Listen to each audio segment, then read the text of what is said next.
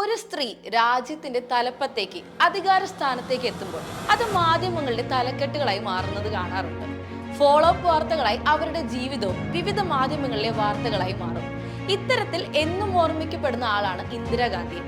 ഇങ്ങനെ കഴിഞ്ഞ ദിവസങ്ങളിൽ മാധ്യമങ്ങളുടെയും ഒപ്പം ലോകരാഷ്ട്രങ്ങളുടെയും ശ്രദ്ധ പിടിച്ചു പറ്റിയ ഒരാളാണ് ഹരിണി അമരസൂര്യ, നമ്മുടെ അയൽ രാജ്യമായ ശ്രീലങ്കയുടെ പുതിയ പ്രധാനമന്ത്രി. ലോകത്ത് ആദ്യമായി ഒരു വനിതാ പ്രധാനമന്ത്രി ഉണ്ടായ ശ്രീലങ്കയുടെ അമരത്തേക്ക് പ്രധാനമന്ത്രിയായി വീണ്ടും ഒരു വനിത എത്തുകയാണ്. ശ്രീലങ്കയുടെ 16ാമത്തെ പ്രധാനമന്ത്രി, സാമൂഹ്യ പ്രവർത്തക, സർവകലാശാല അധ്യാപിക, വിദ്യാഭ്യാസ അവകാശ പ്രവർത്തക, കേവലം രാഷ്ട്രീയത്തിൽ മാത്രം ഒതുങ്ങാത്ത വ്യക്തിത്വം.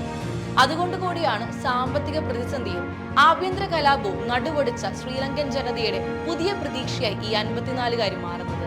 ശ്രീലങ്കയുടെ പുതിയ പ്രസിഡന്റായി അനുരകുമാര ദിസനായകെ ചുമതലയേറ്റതിനെ തുടർന്ന് ദിനേശ് ഗുണവർധന പ്രധാനമന്ത്രി സ്ഥാനം രാജിവെച്ചിരുന്നു. പിന്നാലെയാണ് അനുരകുമാര ദിസനായകെ ഹരിണിയെ പ്രധാനമന്ത്രിയായി നിയമിച്ചത്. 6,55,289 വോട്ടുകളാണ് ഹരിണി തിരഞ്ഞെടുപ്പിൽ നേടിയത്. ശ്രീലങ്കയുടെ 3ാമത്തെ വനിതാ പ്രധാനമന്ത്രിയാണ് ഹരിണി അമരസൂര്യ. സിരിമാവോ ബന്ദരനായകെ, ചന്ദ്രിക കുമാരതുംഗെ എന്നിവരാണ് ഇതിനു മുൻപ് പ്രധാനമന്ത്രിയായിട്ടുള്ള വനിതകൾ. പ്രധാനമന്ത്രി പദം അലങ്കരിക്കുന്ന ഹരിണിക്കുള്ള പ്രത്യേകതകൾ പലതുണ്ട്. അവ എന്താണെന്ന് നോക്കാം. രാഷ്ട്രീയ കുടുംബത്തിൽ നിന്നല്ലാത്ത ആദ്യ വനിതാ പ്രധാനമന്ത്രിയാണ് ഹരിണി. വടക്കൻ മധ്യ ശ്രീലങ്കയിലെ അനുരാധപുരയിലെ കർഷക കുടുംബത്തിൽ അല്ലലും ആദിയും അറിഞ്ഞ് വളർന്ന കുട്ടിക്കാലം. കർഷക തൊഴിലാളിയായ അച്ഛനെ കണ്ടു വളർന്ന ഹരിണിക്ക് തൊഴിലാളി വർഗ ഉന്നമന ആശയങ്ങളോടല്ലാതെ മറ്റൊരാശയങ്ങളോടും താല്പര്യം തോന്നിയിട്ടില്ല. ഡൽഹിയിലെ ഹിന്ദു കോളേജ് സർവകലാശാലയിലാണ് ബിരുദം പൂർത്തിയാക്കിയത്. ശേഷം ഓസ്ട്രേലിയയിൽ അപ്ലൈഡ് ആന്ത്രോപോളജിയിൽ ബിരുദാനന്തര ബിരുദം, എഡിൻബർഗ് സർവകലാശാലയിൽ നിന്നും സോഷ്യൽ ആന്ത്രോപോളജിയിൽ നിന്നും PhDയും നേടി. പഠനത്തിന് ശേഷം നാട്ടിലെത്തിയ Harini international humanitarian and development രംഗത്ത് സജീവ പ്രവർത്തകയായി. സോഷ്യൽ ഹെൽത്ത് ഓഫീസറായിട്ടാണ് ഹരിണി കരിയർ ആരംഭിച്ചത്. 1990കളിൽ യുദ്ധത്തിൽ തകർന്ന സാധാരണക്കാരുടെ കണ്ണീരൊപ്പിയും എയ്ഡ്സ് രോഗികൾക്ക് തണലായും സുനാമി ബാധിത പ്രദേശങ്ങളിലെ കുഞ്ഞുങ്ങൾക്കായും അവർ നിലകൊണ്ടു. ജാതി വർഗ വ്യത്യാസമില്ലാതെ ലിംഗതുല്യതയ്ക്കും LGBT സമൂഹത്തിന്റെ നീതിക്ക് വേണ്ടിയും അവർ നിരന്തരം ശബ്ദമുയർത്തി.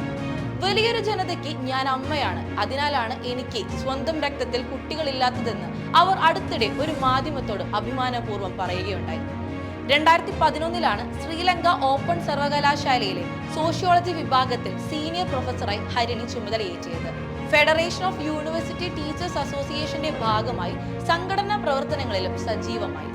അവകാശ സംരക്ഷണത്തിനായി 2011-12 നടന്ന സർവകലാശാല അധ്യാപിക സമരങ്ങളിലായിരുന്നു ഹരിണിയുടെ രാഷ്ട്രീയത്തിലേക്കുള്ള ആദ്യ ചുവടുവയ്പ്. വിദ്യാഭ്യാസത്തിലെ കച്ചവടത്തെ എതിർത്ത ഹരിണി സൗജന്യ വിദ്യാഭ്യാസ നയത്തിനു വേണ്ടി നിലകൊണ്ടു. 2019 ശ്രീലങ്കൻ പ്രസിഡന്റ് തെരഞ്ഞെടുപ്പിൽ അനുരാകുമാര നായികയ്ക്ക് വേണ്ടി പ്രവർത്തിച്ച നാഷണൽ ഇന്റലക്ച്വൽ ഓർഗനൈസേഷനിൽ ഹരിണിയും അംഗമായിരുന്നു. 2020 തിരഞ്ഞെടുപ്പിലാണ് ഹരിണി പാർലമെന്റിൽ എത്തുന്നത്. അധ്യാപികയായ ഹരിണി രാഷ്ട്രീയ ജീവിതത്തിൽ നീതി പുലർത്തുമോ എന്നതായിരുന്നു അക്കാലത്ത് ഉയർന്ന വലിയൊരു ചർച്ച. എന്നാൽ അത്തരം വാക്കുകൾക്ക് ഫുൾ സ്റ്റോപ്പ് ഇട്ടതായി പിന്നീടുള്ള ഹരിണിയുടെ ഓരോ പ്രവർത്തനവും. 2022 ശ്രീലങ്ക ചരിത്രത്തിലെ തന്നെ ഏറ്റവും വലിയ സാമ്പത്തിക പ്രതിസന്ധി കാലത്ത് സർക്കാരിനെതിരെയുള്ള NPP പ്രതിഷേധങ്ങളിൽ ഹരിണി സജീവ സാന്നിധ്യമായി. ജാതി ലിംഗ വർഗ വ്യത്യാസമില്ലാതെ സമൂഹത്തിലെ എല്ലാ തട്ടിലും ഹരിണി സ്വീകാര്യയായത് NPPയുടെ തിരഞ്ഞെടുപ്പ് വിജയത്തിനുള്ള പിന്നിലുള്ള നിർണായക ഘട്ടങ്ങളിൽ ഒന്നായി. വിദ്യാഭ്യാസം, ഉന്നത വിദ്യാഭ്യാസം, വൊക്കേഷണൽ ട്രെയിനിംഗ് വകുപ്പുകളും ഹരിണിയുടെ ചുമതലയിലാണ്. ശ്രീലങ്കൻ രാഷ്ട്രീയ ഭൂമിയിലേക്ക് എന്തൊക്കെ സംഭാവനകൾ ഹരിണിക്ക് നൽകാനാവുമെന്ന് കാത്തിരുന്ന് കാണാം. നിരവധി വെല്ലുവിളികൾ നേരിടുന്ന ശ്രീലങ്കയെ കൈപിടിച്ചുയർത്താൻ ഹരിണിക്ക് കഴിയുമോ എന്ന വലിയ ചോദ്യത്തിന് മറുപടി പറയേണ്ടത് കാലമാണ്. എതിരാളികളുടെ ചോദ്യത്തിന് മറുപടി കൊടുക്കാനായാൽ അത് ലോകം ഉറ്റുനോക്കുന്ന ഉത്തരം തന്നെയായിരിക്കും എന്നതിൽ സംശയമില്ല.